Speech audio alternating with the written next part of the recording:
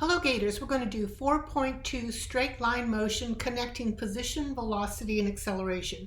Now that we know some of our derivative rules, we're going to apply them. All right, let's take a look at higher order derivatives. Since the derivative of a function is another function, we can repeat the differentiation process to find the derivative of a derivative. The result is still another function which could again be differentiated. These derivatives are called higher order derivatives. A first derivative has that prime symbol or the fraction designation or the operator right here. The second derivative has two primes, f double prime of x, the second derivative of y with respect to x, and then the second derivative operator. All right, let's take a look at a context in which we would look at higher order derivatives. Mr. Bress is playing catch with his best friend, himself. He throws a tennis ball straight up into the air. The height of the ball is modeled by this quadratic, where t is the time in seconds and s is the height of the ball from the ground in meters. So here's the position of the ball as it goes up and it goes down, and here is the position function. And the derivative is velocity, and if we take the derivative of this, it'll be negative 9.8t plus 18, which is a linear quantity. So its y-intercept will be 18, and it'll have a slope of negative 9.8. So the derivative will look something like this. And then if we take the derivative of the velocity, it'll be acceleration, and it'll be a constant, negative 9.8. And those of you taking physics probably see all those as very familiar numbers. So again, the velocity is the first derivative of position. The acceleration is the first derivative of velocity, but the second derivative of position. Let's go ahead and take a look at what it means for a velocity to be negative. When it's negative, it means that it is moving to the left or down. So going down is a velocity that's viewed as negative. When velocity is positive, it means it's moving to the right, or that it's moving up if we're doing up and down motion. So our motion is either left or right, up or down. It's called rectilinear motion. If the velocity is equal to 0, it means it is at rest. Average velocity. Average velocity is the rate of change for position. So it is the final position minus the initial position divided by the change in the time, where the function that we're working with is position. What is speed? Speed is the absolute value of velocity. In our cars, when we drive, we have a speedometer. The speedometer doesn't tell us we're moving to the right or to the left or up or down. It just says what the magnitude is, and that's what speed is. It's magnitude. If velocity and acceleration have the same sign, the velocity, we say, is speeding up. It's increasing in magnitude. If velocity and acceleration are different signs, we say the particle is slowing down. The particle is slowing down. Okay, so let's take a look at this chart and see if we can tell whether something is speeding up or slowing down. Okay, so this scenario is at time equal to -5, the velocity is positive, so it's moving to the right, and the acceleration is negative, which means it's the opposite direction of velocity. So the conclusion is that it's slowing down. Over here, we're going to look at velocity and acceleration. Notice that they're different signs. They're counteracting each other, so it is slowing down. Over here, the velocity is positive, and the acceleration here is positive. They're both the same. They're going in the same direction, so we say that is speeding up or going faster.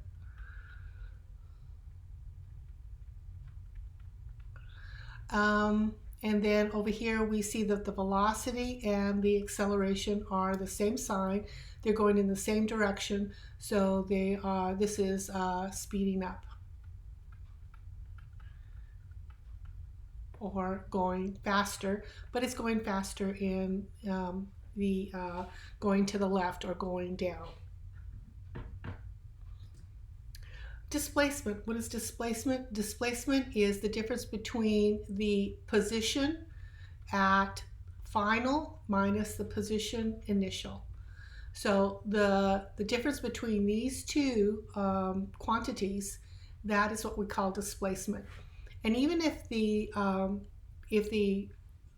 particle goes back and forth, it's still, the displacement is x of b minus x of a. It's the final position minus the initial position. Final position minus initial position. It doesn't tell us what's happening in between. It just tells us from start to finish, this is what happened. Let's take a look at a problem where we look at particle motion. The position, the x-coordinate of a particle, is moving along the x-axis with this function, where x is measured in centimeters and t is measured in minutes. We want to find the displacement. Remember, displacement, x is the position of the final minus position of the initial. So we find the final position. That means we're going to put 2 in here. So that's 8, take away 16 plus 3. And so that answer is -5. And at x of 0, if I put 0 in here, I'm going to get 3. So my final is -5, take away 3. And so the answer is -8. So it's at -8. That's where you're going to find it. And that makes sense because it started here at 3 on the number line. Started here at 3 and it ended up at -5. So this is the displacement, how much it moved over -8, the ultimate move. Find the average velocity during the first 2 minutes.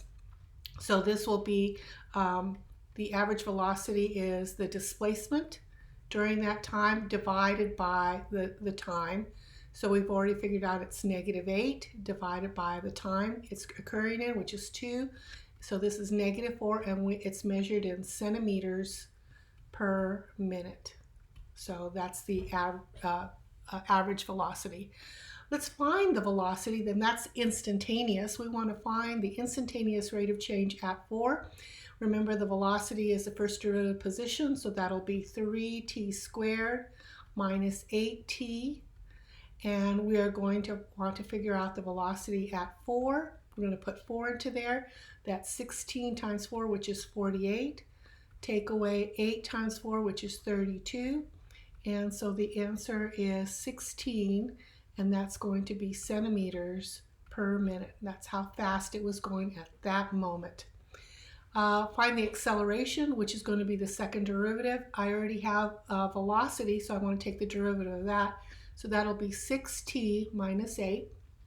The acceleration at 4, I'll put 4 in. That's 24, take away 8. And that's going to be 16. And remember that it's the change in velocity. Velocity is centimeters per minute, and then per minute. So acceleration is 16 centimeters per minute squared. Acceleration, even though the numbers are the same, the labels are not. Is the particle speeding up or slowing down? Well, let's take a look at the sign of velocity. The sign is positive. Let's take a look at acceleration. Acceleration is also positive. So since velocity and acceleration have the same sign, it is speeding up.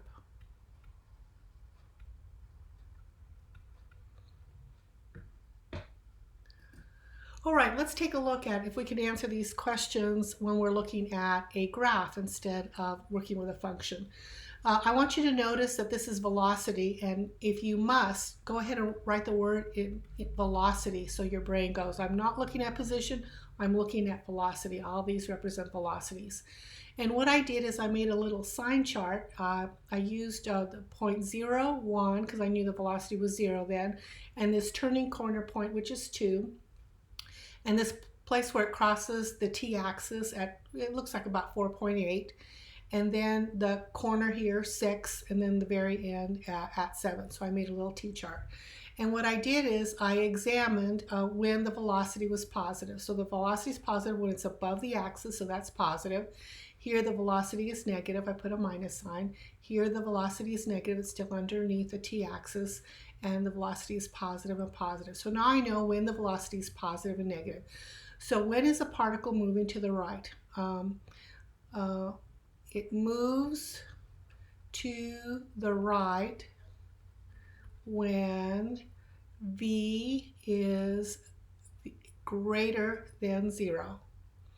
And this is at the interval 0 to 1 and 4.8 to 7. So these are the intervals in which we are moving to the right.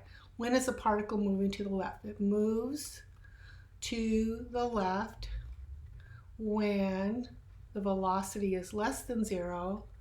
This is at the intervals from 1 to 4.8, because at all times this is a negative value. Okay, let's continue to look at the graph and see if we can answer more questions. So when is the particle acceleration positive, negative, or 0? So I already know about the velocity. Now let me talk about the acceleration. Acceleration is the derivative of velocity. So this is the velocity graph. And to look at acceleration, I'm going to be looking at the slope. So the slope from 0 to 1 is negative. The slope from 1 to 2 is negative. The slope from 2 to 4.8 is positive. Slope from 4.8 to 6 is positive, and the slope here is going to be negative. So when is the particle positive? Well, it's positive from 2 to 6.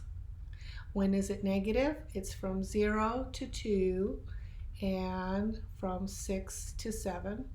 And when is it 0? And the only time the particle is 0 is if its slope is 0. And we can see that a slope of 0 has to be a horizontal line or a horizontal segment, and we can see we don't have that, so the answer is none. Okay, when does a particle have the greatest speed? So we want the biggest absolute value for velocity. And we can see the biggest velocity here is 2. And we can see that right down here it's negative 2. And if I take the absolute value of negative 2, it's also 2. So the particle's at the greatest speed when time is equal to 0 and when it's equal to 2. At time equal to 0 and 2, the greatest speed is 2. Now remember, you don't have to worry about the negative. We're only looking at the absolute value. All right, let's now do 2 more things. Let's discuss when the particle is speeding up and when it's slowing down. And now that I know about the sign of the velocity and the acceleration, I'm just going to look for when the signs are the same. So that's the justification. When velocity and acceleration are the same sign, it is speeding up, and this will be at, and that's going to happen at from 1 to 2, because you can see they're the same, and then here from 4.8 to 6. Now, when is the particle slowing down? When velocity and acceleration are different signs, it is slowing down, and this will be at, now when the signs are different, that's from 0 to 1. Here the signs are different. And over here from 2 to 4.8. And again at 6 to 7. Now let's take a look at vertical motion once again, and suppose that we have this function which represents a ball throwing, and we want to find the initial velocity. So the velocity again is the first derivative position, which I have found here, and I want to find its initial velocity, which means at t equal to 0. So I'm going to evaluate it at 0, and the answer is 48. And then I'm going to label the answer, and that is feet per second. So that's how it was being thrown right here. It was being thrown up, and then it went down. At what time does the ball hit the ground? Well, the ball hits the ground when position is equal to 0. So when all of that is equal to 0. Now we use some Algebra 2 and Algebra 1 techniques. I'm going to divide everything through by -16, and I get this simple quadratic. I go ahead and factor it, and I get t equal to -2 and t equal to 5. And of course, we're not going to consider negative time. So the ball is going to hit the ground at t equal to 5, because at that time, the position is 0. At what time does the ball reach its maximum height? So what we're looking for is right here, when it hits its maximum height. That's going to happen when the derivative is 0, when the slope of the tangent line here is 0. So here's the slope, and we're going to set them equal to each other. 0 is equal to -32t plus 48. So 32t is equal to 48. So t equals 48 over 32. Which that's going to be 1.5 seconds. So at 1.5 seconds right here, 1.5, we're going to get its peak. And this is the end of the screencast.